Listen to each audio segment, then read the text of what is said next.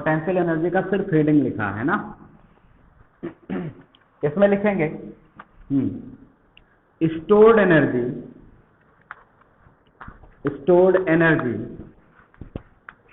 Of an object, stored energy of an object is called potential energy.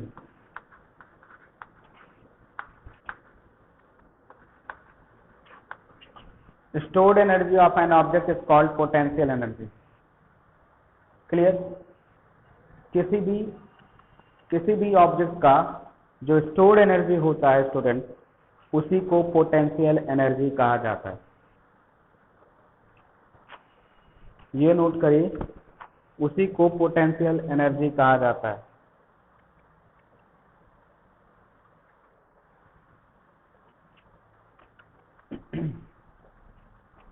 लिखेंगे if mass of an object is small m, अगर किसी भी object का mass small m है, किसी भी ऑब्जेक्ट का जो मास है अगर वो स्मॉल m है, if mass of an object is m, gravity is small g, and height of an object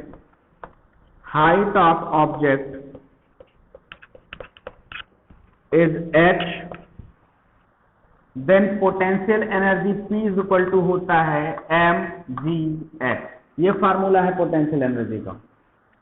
potential energy जो होता है Pe इज इक्वल टू होगा mgh। नोट करिए इसको, सभी को दिखाई दे रहा है ना?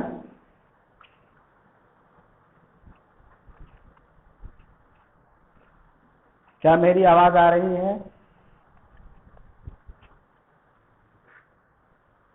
हाँ, ठीक है।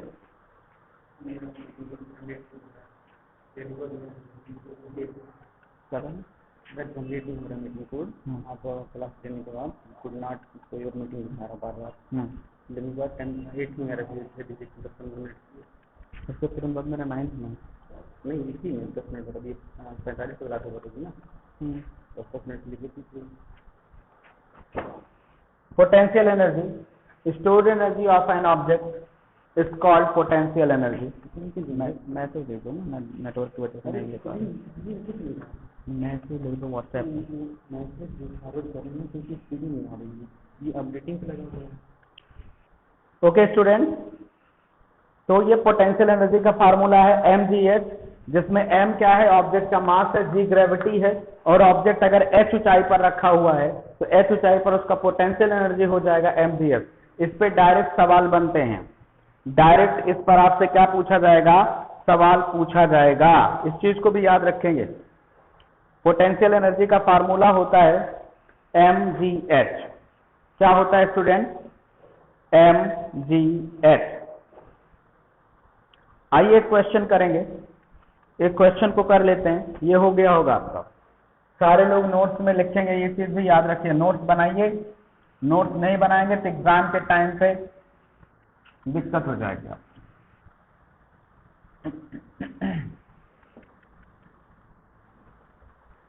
आइए, एक क्वेश्चन है, क्वेश्चन लिखेंगे पहले आप। न्यूमेरिकल क्वेश्चन है इसमें, how much work is done in lifting. Question है how much work is done, how much work is done in lifting 50 kg of bricks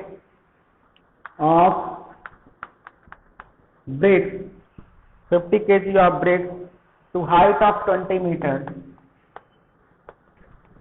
to height of 20 meters,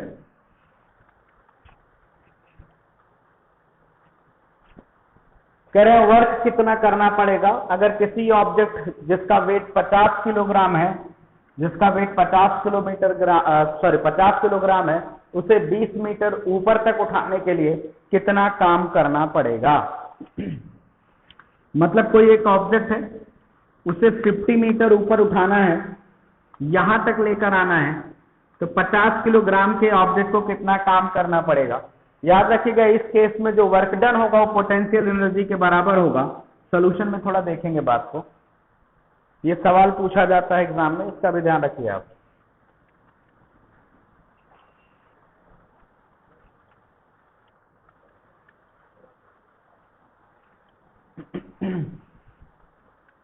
इसमें है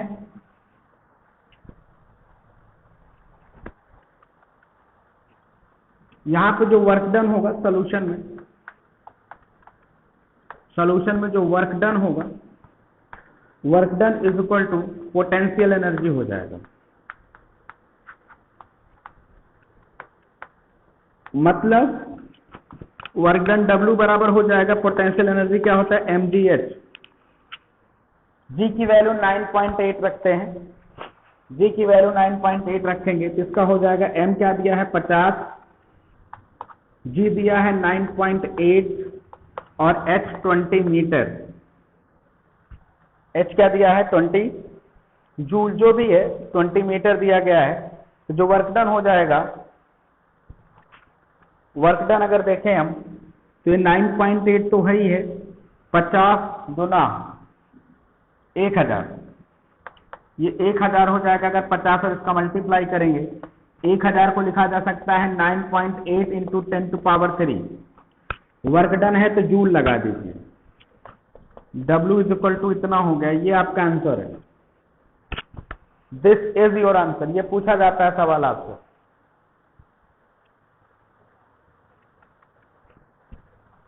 ये क्वेश्चन पूछा जाएगा, नोट करिए इसको।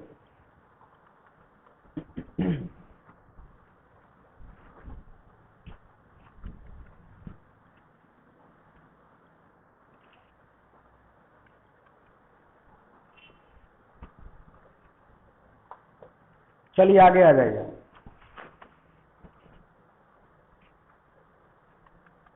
सारे लोग फिजिक्स की बुक खोलेंगे, फिजिक्स का बुक ओपन करेंगे, कुछ क्वेश्चंस पे टिक करा रहे हैं उसको आप करिए एग्जांपल्स में। Solve example page number 49 open करिए, पेज नंबर 49।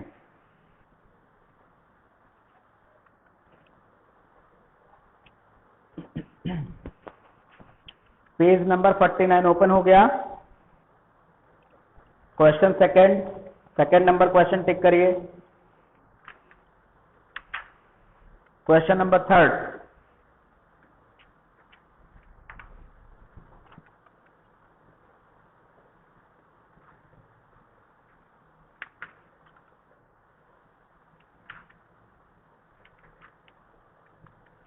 हो गया।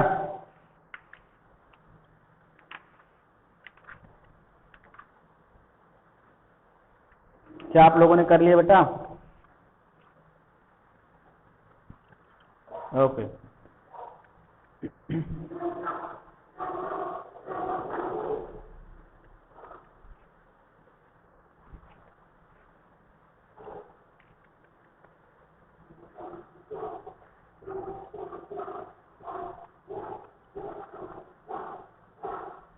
अगली हेडिंग डालिए law of conservation of energy. अगली हेडिंग डालेंगे law of conservation of energy.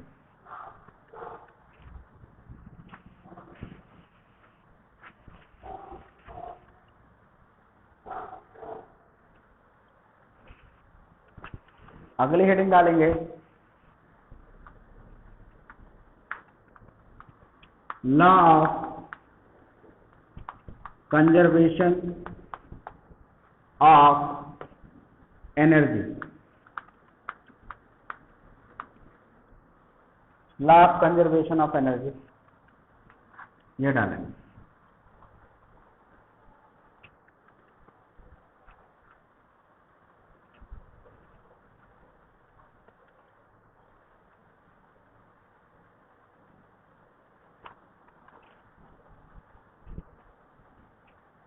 Heading हो गई आपकी। चलिए हेडिंग में आगे लिखेंगे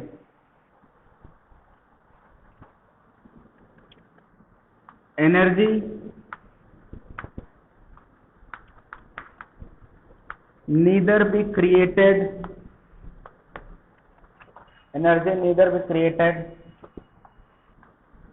nor be destroyed। एनर्जी को ना तो क्रिएट किया जा सकता है ना डिस्ट्रॉय किया जा सकता है। It only can transform।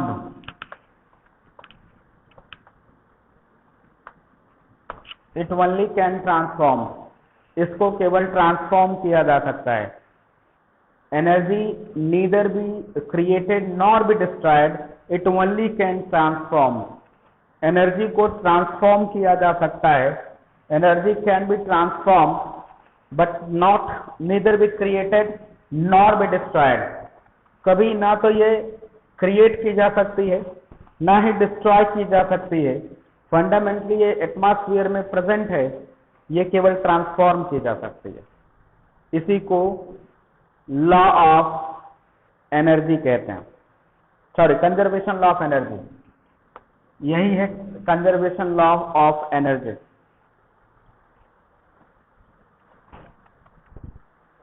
ये आपका कंजर्वेशन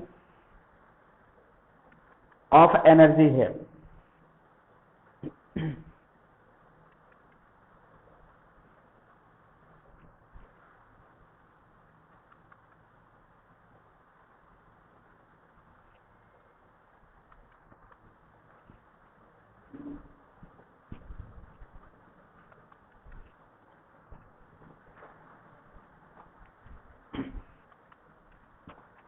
स्टूडेंट आई होप कि आपको बात समझ में आ रही होगी, आपको बातें समझ में आ रही हैं।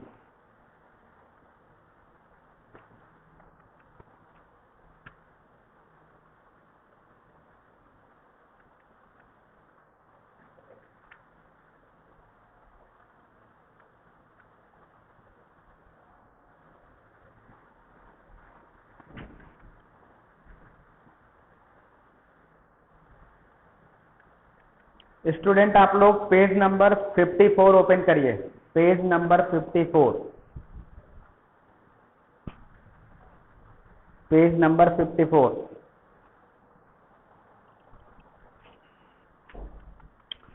54 का क्वेश्चन नंबर पहला, question first, question second, question number 4, 5 and 6, 4, 5 and 6 ये करना है और व्हाट्सएप ग्रुप में भेजना है।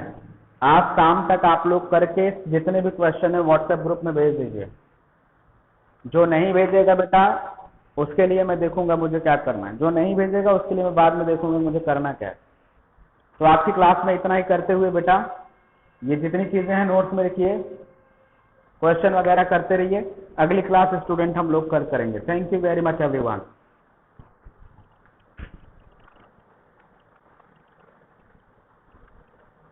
ओके